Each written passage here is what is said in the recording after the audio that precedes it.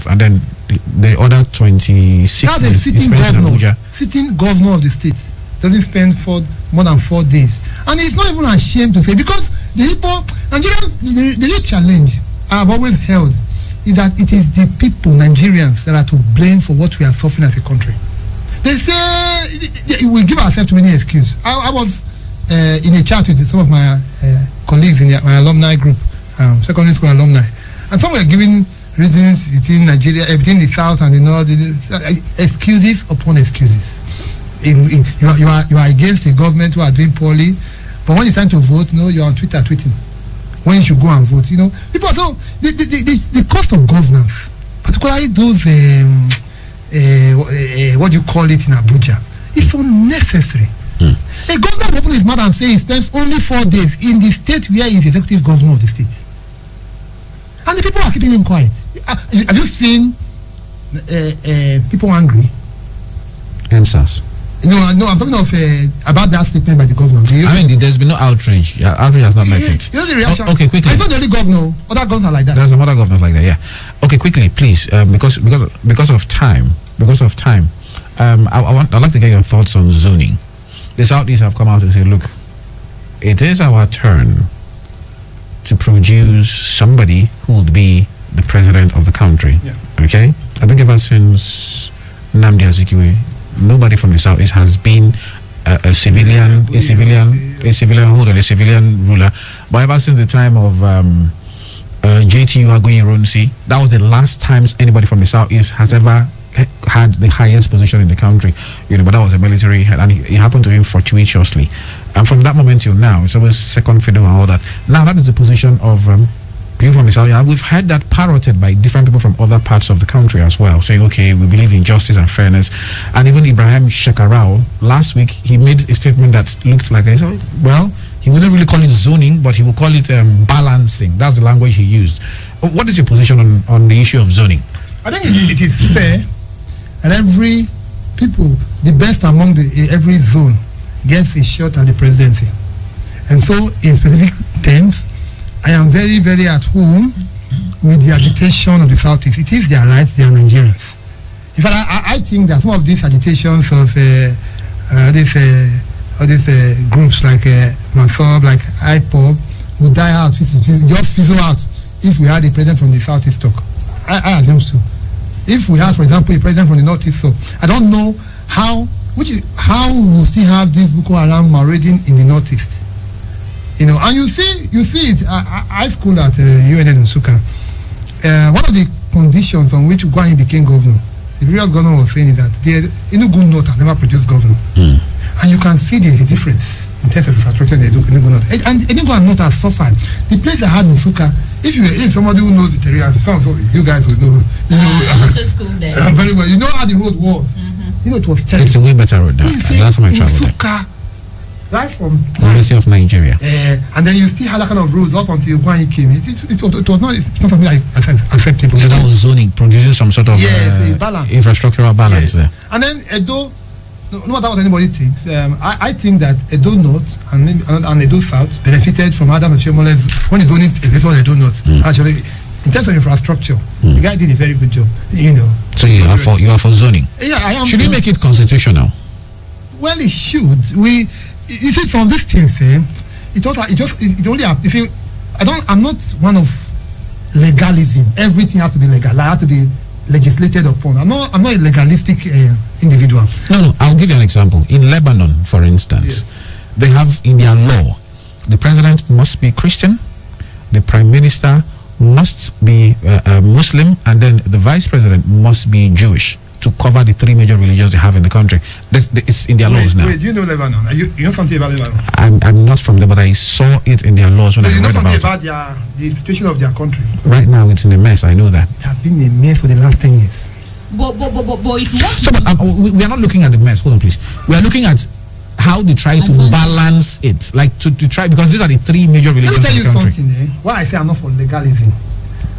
I think that when you legalize, when you make it legalistic, what happens is that mediocres, ethnic bigots, tribal champions are those who benefit from legalism. Legalism, with all due respect, I love Buhari, brought Buhari Professor Moghalu. On a serious note, if you look at the pedigree of these two individuals, with all due respect, I didn't vote Moghalu. All right, quickly before we wrap it up right here. Now you said zoning attracts infrastructure, gives infrastructural balance in the country. Now I would come from this angle. If you elect a good leader, let me not use the word president yet. If you elect a good leader should be able to know the needs of every region and work towards satisfying it. Because if you're saying that zoning gives infrastructural balance, if a Southeast comes in right now, he's going to focus his works towards the Southeast and leave the North, looking at the insecurity we have. So is zoning the solution to our problem in this country, or looking for the right candidate for the seats? No. You see, those two things, you have mentioned two things that are not mutually exclusive. Okay. Even when you are zoning, which is why I'm not for legality, making it a law that it must be from here. Even when you are zoning, it should be a free and fair process that brings out the best. Nigeria, every region of Nigeria has quality. When I see the kind of thing you do, for example, this Owane Diondego, you know, they are fighting among themselves because of Imo Storm now. They don't need to Imo, but they are fighting among themselves. But look, what I'm interested in, we look at the array of people who are standing up, or at least I know like three of them. I know them from my studies as a political scientist. I know some of these people. I don't want to mention their names. Obiozo, mention his name. I mean, why don't you mention? I don't have three. Not Obiozo. Okay. These are people. When they get the power, it is not be all this kind of dirty politics that we are playing. You see people who elevate the system, but what is happening is that they are not politicizing it. Even if it's going to be for him, it is not you that will bring it. It is not you. That kind of thing. Okay. So the zoning has to be. We're going to this area and bring out your best merit. Okay. So when it is merit-based, meritocracy.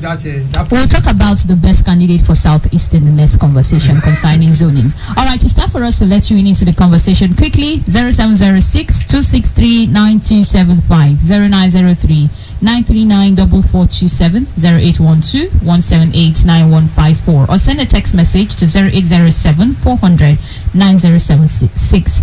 Keep it short and simple. Hello, good morning. Hello, good morning, Charles. Good morning to you. What's your name? Where are you calling from? Yeah, I'm Mr. Nigeria, calling from the North. All right, quickly go ahead. Orlando, welcome. Thank you so much. Go ahead. I greet your guest there. Good morning. His name is Ibrahim. I have two things, something to quickly attend to. Yeah, borrowing from pension to me to balance the economy is not a bad idea if we have sincere leaders. Because you have to create jobs. Not only government employing people, you have to empower the public sector so that they have more, you collect more tax to fill the gap of borrowing from pension money saved. You understand? So because of the kind of leadership we have, they see the borrowing they are doing in Nigeria only to enrich themselves. For the second one, that is concerning the security. Borrowing with machinery, the governor, I think the Benue State government now is frustrated with the people we have around. It's like not trusting them anymore. So he wants machinery that he can trust and make sure they work with the people so that he can balance the security something of a thing. And the last one is the zoning of a thing. I don't clamor for zoning. I'm clamoring for a good candidate. To me, the qualified candidate that can take Nigeria to the next level now is Peter Obi and Sanusi. Let's forget about zoning. Every Nigerian knows that Peter Obi is more qualified than any other candidate in Nigeria. All right, thank you so much. This message says, Charlie, that is how they ran down Raijudi Pension Fund. I don't know which that is. That killed Raij system in the 70s. I wasn't born then. Licks in Benin City. All right, thank you very much. Licks, I think, is against the governor's borrowing from the pension fund. And this one says government in Nigeria is very dull financially and economically. They borrow, raise taxes, spend lavishly. Says, okay, we don't have honorable, but we have horrible ones. I think it's quoted by Professor Murphy from Benin City. And this one says,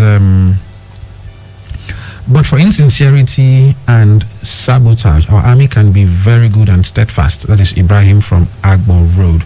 All right, thank you very much, Ibrahim from Agbo Road. I think we're out of time already. That's why we'll have to end this morning's edition of the program. So in 20 seconds, your final words, Mr. Momo. Well, I think that even if the president chooses to retain the service chiefs, they should evolve new strategies to ensure that results is the name of the game. They should work hard to produce results on security for Nigeria. All right, this is how we end this morning's edition of the program Dialogue. I want to appreciate every single one of you for listening, and those who called and those who sent in messages. Join us tomorrow for another edition. We'll be talking politics. Remember, there will be by-elections across the country. That will form the crux of our conversation tomorrow. My name is Charles.